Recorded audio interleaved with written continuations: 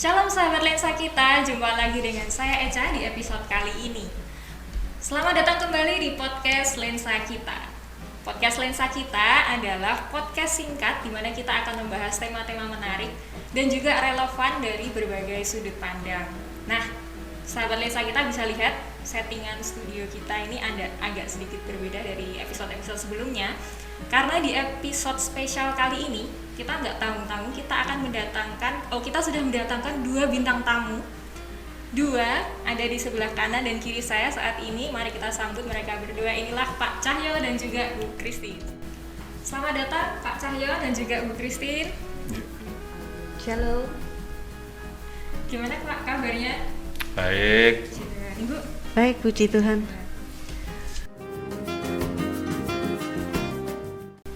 Sebagai dasar tema di bulan Februari ini, yaitu 1 Yohanes 3 ayat 18. Anak-anakku, marilah kita mengasihi, bukan dengan perkataan atau dengan lidah, tetapi dengan perbuatan dan dalam kebenaran. Nah, kita penasaran nih, Pak Cahyo dan Bu Christine, arti kasih atau mengasihi menurut Bapak Ibu itu seperti apa? Silahkan. Nah, menurut saya ya, kalau menurut saya itu kasih itu perasaan yang timbul dari manusia yang disebabkan manusia itu memiliki sesuatu dan menyayanginya. Nah, itu akan timbul kasih. Saya itu. Setuju, Bu? Setuju. Setuju. Oke. Lalu yang ayat tadi ya, itu bagaimana tanggapan Bapak Ibu tentang ayat yang tadi? Kalau mengasihi itu bukan dengan perkataan tetapi juga harus dengan perbuatan. Kalau kasih tanpa perbuatan itu hanya sebuah teori, hanya mengucapkan saja. Jadi kasih harus dibuktikan dengan perbuatan nyata. Misalnya ya, saya mengasihi kamu, tapi hanya ucapan saja, tidak dengan perbuatan. Misalnya perbuatan memberi pertolongan, ketika sakit kita menengok, merawat, itulah salah satu wujud perbuatan nyata daripada kasih itu. Dan masih banyak contoh lagi yang bisa kita wujudkan mengenai kasih dalam perbuatan.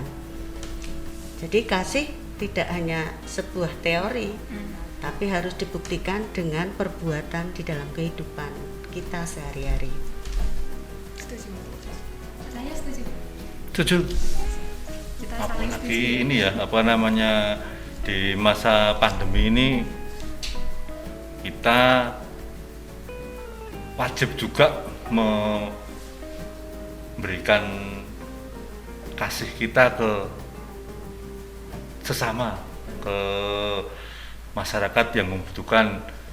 Nah, wujud nyata kasih kita dalam hal ini bisa berwujud bantuan, perhatian, itu sudah menjadi wujud nyata dari kasih. Jadi tidak sekedar cuman omongan bahwa kasih itu harus begini-begini, tapi wujud nyata perbuatan kita terhadap keluarga maupun sesama kita.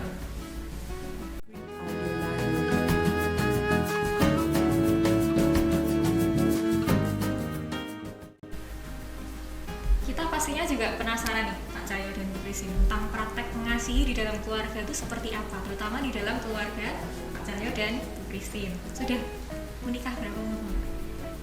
15. 16 16 apa 15? 16. Tahun ini 16. Iya. Tahun ini 16. Cocok ya Pak, 16 tahun ya. Nah tentunya di 16 tahun dan bahkan masa-masa sebelum menikah pun itu pasti ada cerita tersendiri tentang kasih atau mengasihi juga. Terutama sekarang sudah terbentuk, sudah memiliki keluarga sendiri. Nah saya sebagai orang yang belum menikah, belum berkeluarga, saya juga penasaran Pak. Jadi sebenarnya kendala terbesar dari mempraktekkan kasih di dalam keluarga itu seperti apa? Tuh, Mama.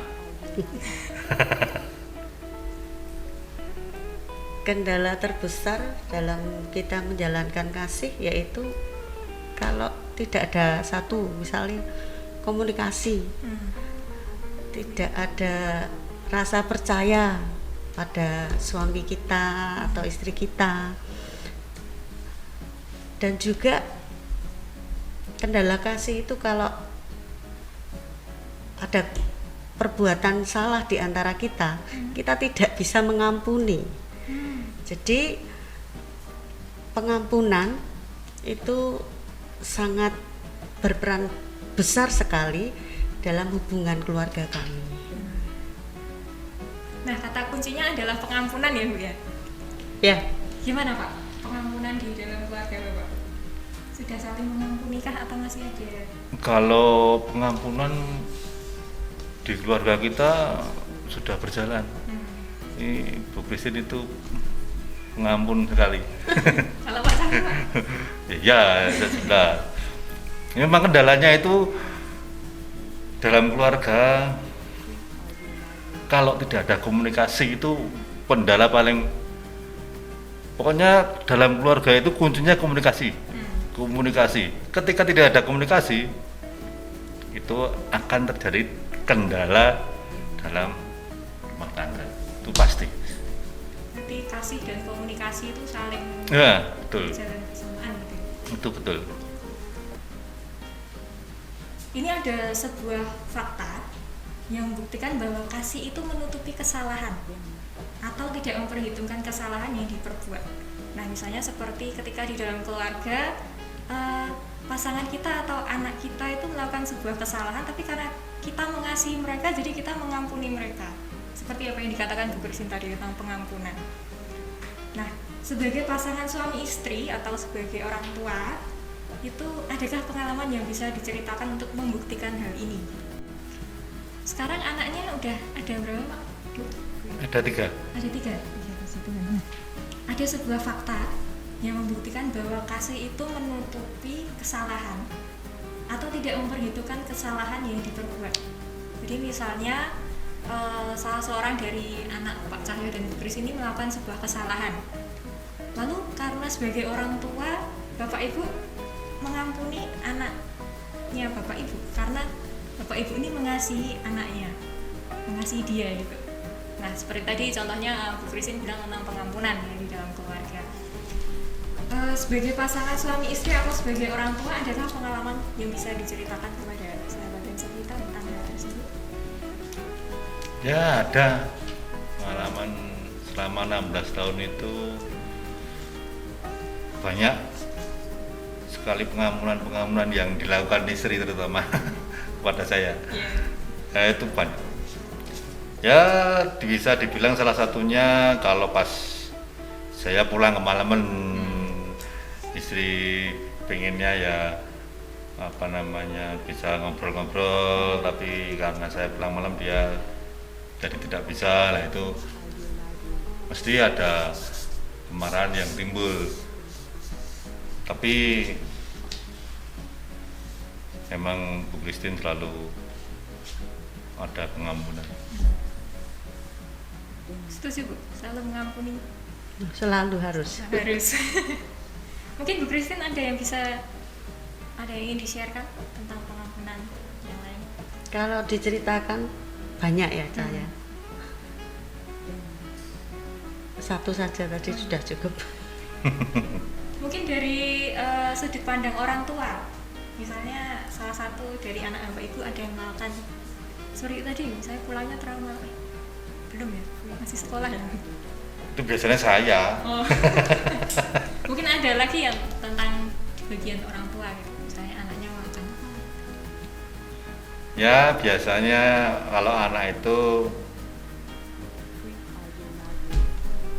tidak nurut atau itu sering sih kita marahi, tapi memang itu marah itu bukan berarti kok membenci, karena memang itu wujud kasih kita. Karena kalau tidak dimarahi, akibat belakangnya itu yang tidak baik. Dan ketika sudah marah ya sudah, kita tetap harus mengampuni dia. Berarti marahnya bukan karena pure karena itu sebuah kesalahan, tetapi juga marahnya ada di belakangnya diberi nasihat ya Pak? Iya. Itu tuh bukan suatu hal yang baik karena nanti akibatnya seperti ini. Ya memang sebagai orang tua itu tidak cul lepas anak, enggak, memang harus dikontrol. Kalau dia memang salah ya diberitahu biar belakangnya itu tidak salah lagi. Dari 3 anak itu tadi usianya berapa aja Bu? 15, 12 sama 5 tahun. 15, 12 sama 5 tahun. Nah, kita penasaran untuk yang usia 5 tahun paling kecil ini gimana sih caranya untuk memberi pemahaman tentang kasih gitu sebagai anak 5 tahun? Mungkin dari Ya, ibunya. kalau pada anak-anak saya lebih cenderung ke percontohan. Jadi saya sama istri memberi percontohan biar anak itu juga ikut apa yang diperbuat orang tuanya. Jadi wujud nyata kasih kita itu kita perlihatkan ke anak biar anak itu juga ada pelajaran tentang kasih dengan perbuatan orang tuanya, seperti itu. Setuju Bu atau ada yang mau ditambahin lagi? Kalau saya mengajarkan anak-anak tentang kasih itu hal yang sangat sederhana yang harus saya tanamkan ya. Misalnya anak-anak satu sama lain saya katakan, kamu sama saudara harus saling mengasihi, harus saling tolong menolong, tidak boleh berkelahi, tidak boleh bertengkar, harus saling membantu. Kalau ada satu di antara kalian yang salah, kamu harus minta maaf. Itu hal yang sangat sederhana yang saya tanamkan tentang kasih dalam keluarga, terutama untuk anak-anak saya.